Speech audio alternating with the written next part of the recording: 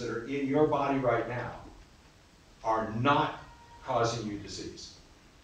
Like everybody in this room has streptococcus in their throat. Nobody has a strep throat infection. But any of you might. If you get stressed, if you get too tired, and major professors causing you too many problems, the reviewers are nasty, you get all upset, then you could have a strep throat outbreak. Now, if you go to the doctor is more than likely going to treat a streptococcus infection as a drug deficiency. Oh, you have streptococcal infection, here, take streptomycin. Leave. Next. That's because doctors are not scientists. They're like automobile mechanics. They're just, all they're doing is trying to suppress the symptoms. Now, I know this because my father was a doctor.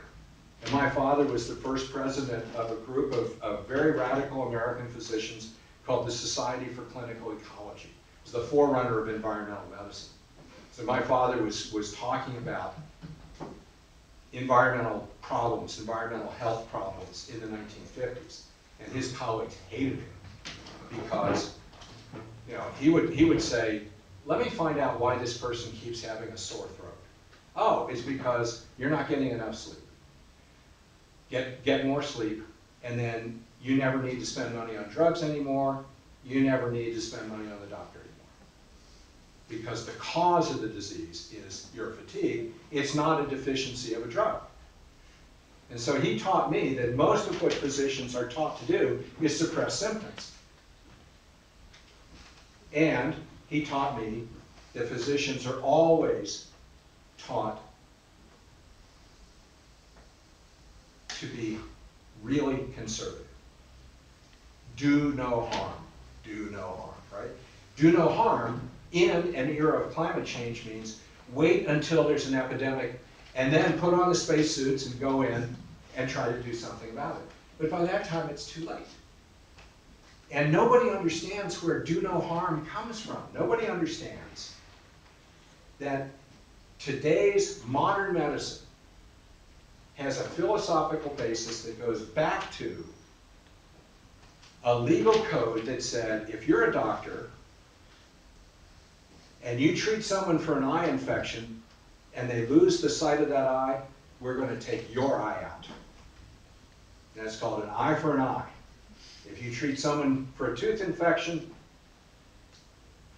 and they lose that tooth, your tooth is pulled out. That's called a tooth for a tooth. An eye for an eye and a tooth for a tooth. It's got nothing to do with religion.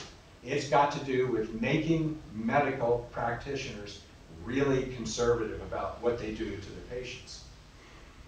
That was 3,000 years ago, 4,000 years ago, and we still do this. We still go, oh, I don't know, you know, we better wait and see what happens here. And then, when the disease blows up, then you can get to be a big hero because you go in and you do everything you can, and, you know, if it doesn't work, well, it was God's will that everybody should die in the town or something. But this is crazy because it's not science. It's not what we know. And we can do better. Well, maybe you should come to the Scotty with us and talk over the train all night.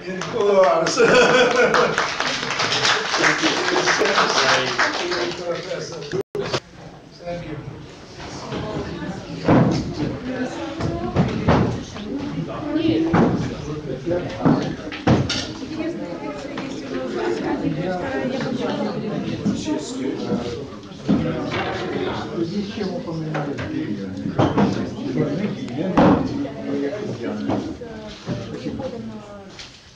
Каким паразитом?